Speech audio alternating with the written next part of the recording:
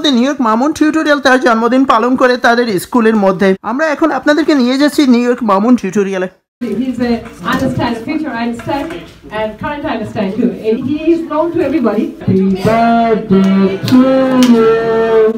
Happy birthday, dear Isaac. Happy birthday to dear Isaac. Happy birthday, dear Isaac. Happy birthday to dear Isaac.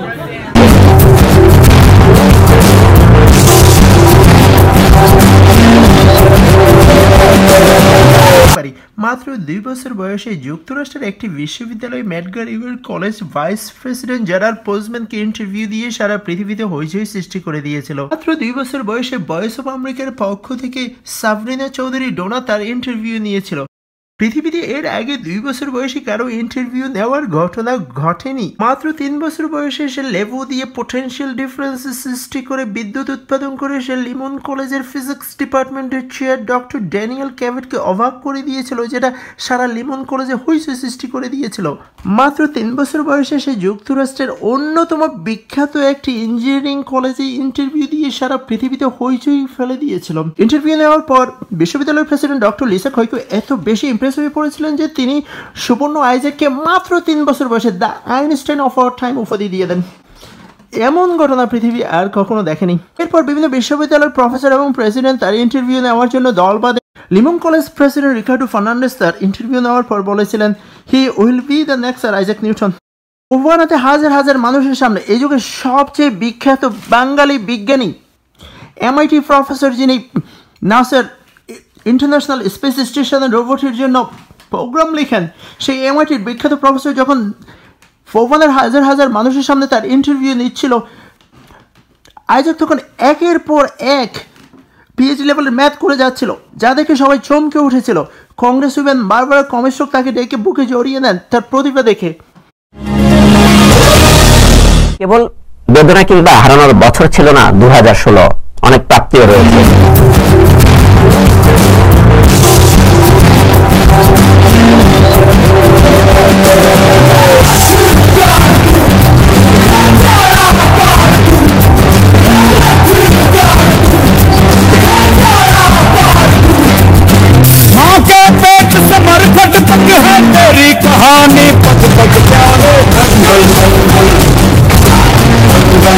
এরপর তাকে নিয়ে লেখা শুরু হয় সারা পৃথিবীর টিভি এবং মিডিয়াগুলি।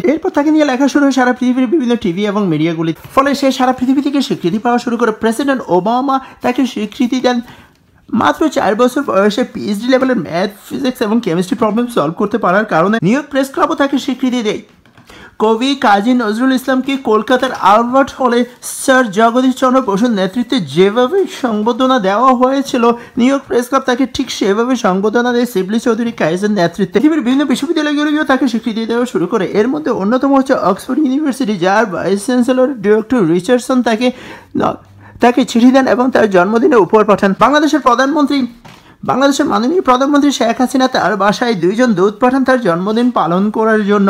নিউ ইয়র্ক মামুন টিউটোরিয়াল তার জন্মদিন পালন করে তাদের স্কুলের মধ্যে। আমরা এখন আপনাদেরকে নিয়ে যাচ্ছি নিউ ইয়র্ক মামুন টিউটোরিয়ালে।